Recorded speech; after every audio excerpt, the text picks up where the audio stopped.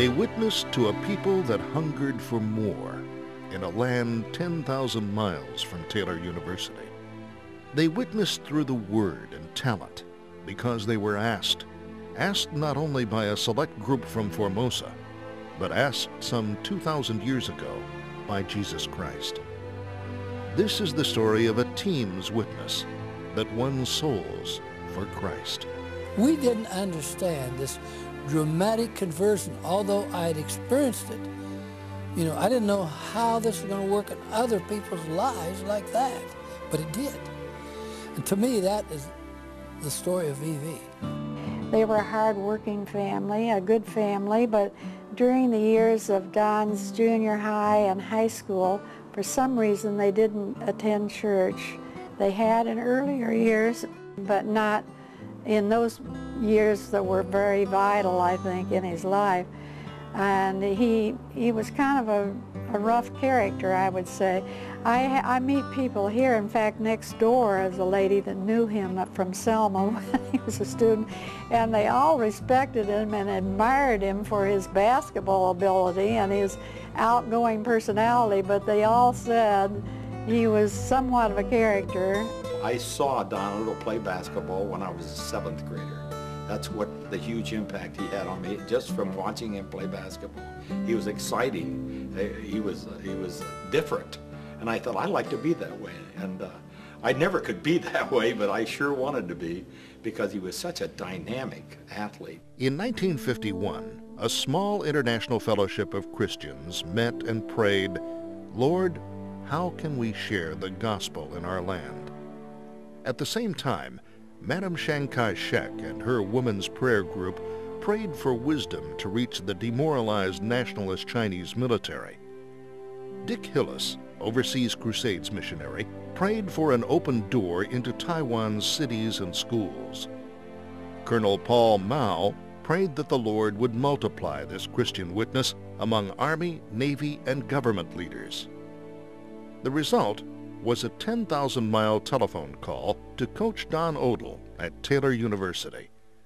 Coach Odle was asked to consider the idea of bringing a basketball team to Taiwan for the express purpose of spreading the good word through basketball. It didn't take long for Coach Odle and his wife Bonnie to agree. Dick Hillis called Don Odle and asked if he could take a team out there. And Madame Chiang Kai-shek, the president's wife, had a prayer group there, and they were the ones that gave an official invitation for our team to go to Taiwan. I got a phone call from Odle, and he asked me if I would consider and even pray about being on that team. And I said, well, Don, there are some things in life you don't even need to pray about. I know that it's God's will that I join the team.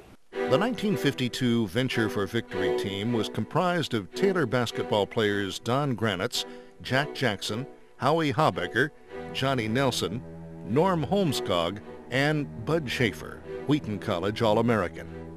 Coached by Odle, the first trip abroad provided the team with continuous opportunities to present their faith in Jesus Christ throughout the Orient. At the age of 21, I had never even flown in an airplane, and from there we traveled, I think it was something like 47,000 miles that year in an airplane. So that was my first plane ride out of Fort Wayne all the way to the Far East. You asked the question, could it be done any other way? You send a lecturer out, it can't be done that way. Send an artist out, you might draw a certain kind of a crowd, but only a certain kind, and only so many in the audience and so forth. I think maybe the most impressive part of that was the way they came to the games. It didn't matter whether it was in the Olympic Stadium, in Rizal Stadium in Philippines, in any of the major stadiums, or just one of the barrios where they just put up 2 baskets. People just came. They loved basketball. And throughout the Orient, they love it. It was really a most magnificent experience. Little did I know what it all held or how it would affect me. It was a leap of faith. Coach Odle was a visionary, and we just had faith in him that if he thought it could be done, we could do it. The 52 team's first stop was a 2-week stay in Hawaii to train for the Asian climate. The first official stop was in the Philippines, where unbeknownst to the team, they were invited to play the Philippine Olympic team in front of 12,000 spectators, where they split a game apiece. The first year was marked by other popular contests, such as games played against Taiwan's national team, the Seven Tigers. Indicative of the first Venture for Victory tour, the team's winning percentage during the life of the program was overwhelming. However, the success on the court paled in comparison to their success in sharing the gospel with tens of thousands throughout the years.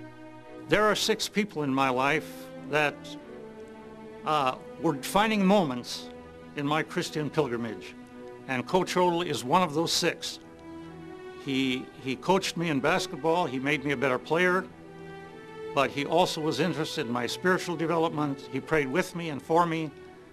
At the halftime or at the end of the game, we'd have a chance, us college guys, to open the Bible and share our testimony and some verses of Scripture, and flocked around with these young men and women, all from all over the Orient. And that was a huge impression on my life, that a Christian in sports could share his faith to those that love that sport. That we were able to get in front of a group of which they would listen, and it would be translated of what Jesus Christ meant to me as a young person, and what I felt that I wanted to be in my ministry, but more so also in my dedication to wherever I am, to be active for the Lord, and especially being involved with young people. When Venture for Victory was created, little to no other sports evangelism programs existed. Today, there are literally hundreds worldwide. Don Odle and his teams were out front, blazing a trail in distant lands, spreading the gospel through the talents they possessed. I feel that God has really worked miracles for us, the first team to go. I think there's a purpose in us being there and being the ones that had the privilege to go.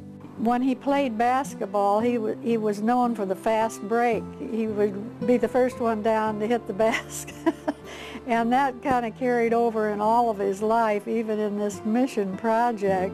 God is the one that has introduced this program and brought it to its beginning, and has continued on through the years.